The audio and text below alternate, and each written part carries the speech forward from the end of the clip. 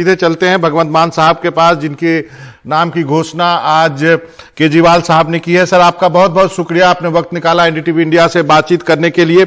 सबसे पहला सवाल आपसे है कि आज जब घोषणा हुई तो ऐसा लगा जैसे आज ही ताजपोशी हो रही हो आपकी। आप एक सांसद हैं, सांसद को चीफ मिनिस्टर का चेहरा बनाना एक बड़ी बात है, तो इस पर आप क्या कहेंगे? बहुत बहुत शुक्रिया मनोरंजन जी। आज पंजाब के इतिहास में बड़ा दिन है, क्योंकि पहली बार हुआ इतिहास में कि लोगों से पूछा गया। 21.5 लाख से ज्यादा लोगों ने विश्वास जताया। मेरा हौसला बढ़ा, मेरा विश्वास बढ़ा, मेरी जिम्मेदारी भी बढ़ गई और पार्टी ने मुझे इस काबिल समझा। उसके लिए भी मैं बहुत बहुत आभारी हूं, धन्यवाद करता हूं। तनदेही से जिम्मेदारी निभाऊंगा, कोई ताजपोशी नहीं। आज सिर्फ चेहरे का ऐलान हुआ है, अभी ये काम तो 10 मार्च को करेंगे, खुशियां मनाने वाला, कि जब पंजाब के लोग अपनी सरकार बनाएंगे जी, जो उनकी अपनी होगी, जिसमें फैसले उनके अपने होंगे, उनकी मर्जी के मुताबिक होंगे। आप बड़े कॉमेडियन हैं। आप कॉमेडी में कहा जाता है कि वो पंच लाइन की जो टाइमिंग बहुत परफेक्ट होनी चाहिए, लेकिन आपके पास चुनौतियां भी हैं। अभी देखा कि हमने फिरोजपुर से आंसू बांगर जो है टिकट मिलने के बाद पलट गए। पिछली बार भी देखा आप अपोजिशन, मेन अपोजिशन पार्टी थी, फिर भी पार्टी टूट गई। तो ये एक चुनौती है आपके पास। बिल्कुल है, मुझे टीम को साथ लेके चलना है। 2.25 करोड़ लोगों की टीम को साथ लेके चलना है। एक आध नेता बदल जाए कोई फर्क नहीं पड़ता, पार्टी की नीति और नीयत नहीं बदलनी चाहिए। ये कांग्रेस जो है उसकी हालत देख लो कि फिरोजपुर देहाती से अपनी सिटिंग एमएलए को छोड़कर हमारे वाले को ले रहे हैं कि जी ये नया लड़का है, इसको लड़ाते हैं। तो ये यहां से कांग्रेस की खस्ता हालत जो है वो भी लोगों के सामने आ रही है। एक और चुनौती है जो कि किसान यूनियन, जो संयुक्त समाज मोर्चा जो चुनावी मैदान में है, उसको लेकर के आम आदमी पार्टी ने बहुत कहा कि इतने कम समय में इसको क्यों दिया गया है पॉलिटिकल पार्टी का दर्जा चुनाव लड़ने के लिए। वो एक चुनौती है आपके लिए, इस बात से आप इनकार नहीं कर सकते।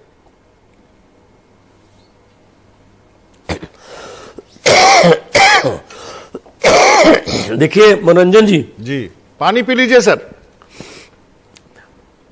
कोई बात नहीं। तो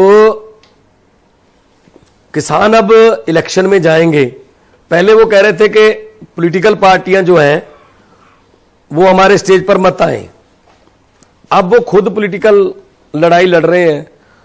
लोगों को सब पता है कि कौन किसका नुकसान करने आया है, कौन कितने पानी में है।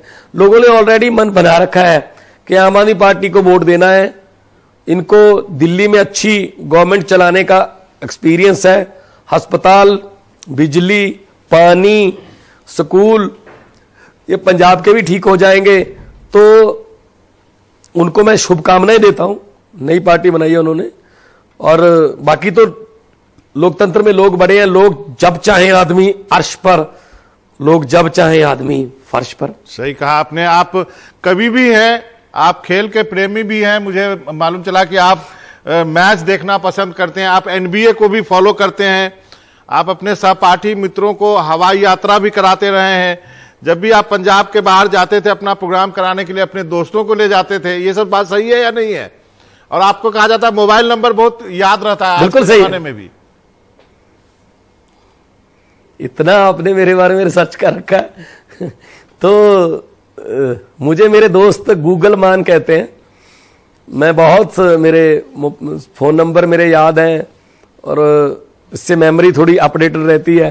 एनबीए देखता हूं, लिब्रॉन जेम्स का फैन हूं, शकील ओनील का फैन, जो आप खेल नहीं रहे।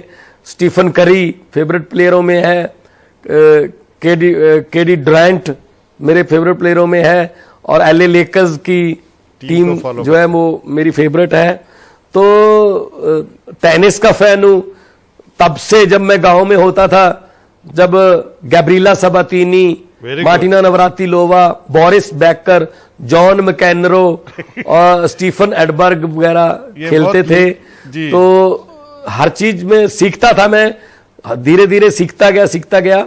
और उसके बाद कलाकारी में मुझे ये बातें काम भी आई कि रेडियो का मैं बहुत बड़ा फैन हूं। मैं फ्रीक्वेंसी बता सकता हूं आज भी कि 873 किलो हर्ट्ज पर जलंधर है, 819 किलो हर्ट्ज पर दिल्ली ए है, और 702 पर ऑल इंडिया रेडियो है, 666 मेगा हर्ट्ज पर दिल्ली बी है, या मैच वगैरह आते हैं, 630 किलो हर्ट्ज पर लाहौर है। तो मैं आज भी जो है वो रेडियो का फैन हूं। गाड़ी में आजकल तो गाड़ियों में रेडियो वैसे आने लगे हैं। मान साहब, आपकी कॉमेडी के वजह से आपको प्रसिद्धि मिली, लेकिन एक जो आप एक किस्सा सुनाते थे वो अपने दर्शकों के लिए चाहूंगा आप सुना दें। जंगल में चुनाव हुआ था एक बार, वो किस्सा बहुत फेमस है, वो यदि आप हमारे दर्शकों को बता सकें, चुनाव से ही रिलेटेड है।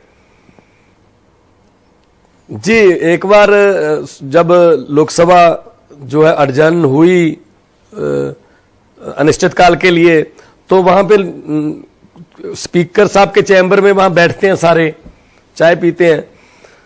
तो स्पीकर साहब ने मुझे कहा, भगवंत जी कविता सुनाइए कोई अच्छी वाली। अब मोदी साहब वहां बैठे हैं, सोनिया गांधी जी बैठे हैं, मुलायम यादव जी बैठे हैं, और बड़े बड़े नेता सभी पार्टियों के बैठे हैं। अब ऐसी जगह पे क्या सुनाए, तो मेरे दिमाग में अचानक आया, तो मैंने सुना दी। वो बहुत बढ़िया स्टायर व्यंग है वो।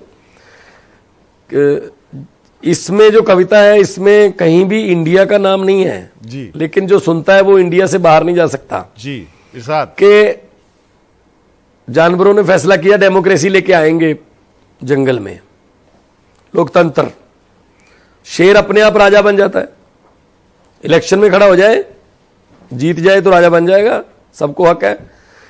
तो माहौल क्या था, इलेक्शन कमीशन ने जैसे ही जंगल में चुनाव ऐलाने, अपने अपने चुनाव पर लगे जानवर जाने। शेर जी बकरी के घर गए, बोले बहन जी सत श्री अकाल है, और सुनाओ क्या हाल चाल है। बकरी बोली हाल तो ठीक है, लेकिन मेरा दिल आज हैरान बड़ा है कि शेर मेरे आगे दोनों हाथ जोड़कर खड़ा है। शेर ने कहा, बहन जी क्यों शर्मिंदा करते हो, अब हम जंगल में एकता और अखंडता से रहेंगे, अपने मेमनों को समझा देना कि शेर अंकल अब उनको कुछ नहीं कहेंगे, आज के बाद आप अपना परिवार खुशहाल रखना, लेकिन आने वाले चुनाव में मेरे चुनाव की चिन्ह का जरा ख्याल रखना। रंग बिरंगी झंडियों से रंगा पड़ा था चंबल, रंग बिरंगी झंडियों से रंगा पड़ा था चंबल, बिल्लियां बांट रही थी चूहों को मुफ्त कंबल। गीदड़ को कहा गया आधा जंगल तेरा होगा, गीदड़ को कहा गया आधा जंगल तेरा होगा, उल्लू को बोले वोट डाल दिन में भी अंधेरा होगा। चूहों को आश्वासन दिया गया चील नहीं रहेगी, वो उनको उठा के खा जाती है। चूहों को आश्वासन दिया गया चील नहीं रहेगी, और चीलों को विश्वास दिया गया कि चूहों की सप्लाई में ढील नहीं रहेगी। अब शेर जी पूरा दिन इलेक्शन कैंपेन करके घर आते हैं, वो कहते हैं पूरा जंगल घेरनी क्या कर लिया मेरी डार्लिंग शेरनी। शेरनी ने कहा, शेर जी पति देव जी मेरा बाहर सैर पर जाने को दिल करता है, एक नरम सा नाजुक सा खरगोश खाने को दिल करता है। तो शेर ने कहा, अरे भाग्यवान ये सुन ले मेरी फरियाद, खरगोश जितने मर्जी खा लेना, लेकिन इलेक्शन के बाद, इलेक्शन के बाद। चलिए भगवान, ये स्टार मैंने किया था कि इलेक्शन के बाद वो जनता को खरगोश समझते हैं जो नेता हैं, और उनको मर्जी से खाते हैं। इलेक्शन तक वो अपने हाथ जोड़ते हैं, ये कर देंगे, पिता भी कहते हैं, ताऊ भी कहते हैं, पांव हाथ भी लगाते हैं। तो ये स्टाइल था सर। चलिए, बहुत बहुत और भी बहुत सारे किस्से मुझे सुनने थे, चन्नी साहब और सुखबीर बादल के साहब के बारे में जो आपने लंबी की रैली में कहा था, लेकिन आज वक्त मेरे पास इतना ही है। अब तो आप बन गए हैं, तो मुलाकात होती रहेगी। आपका बहुत बहुत शुक्रिया, आपने वक्त निकाला एनडीटीवी इंडिया से बातचीत करने के लिए। बहुत बहुत मेहरबानी मनोरंजन भारती जी। Thank you.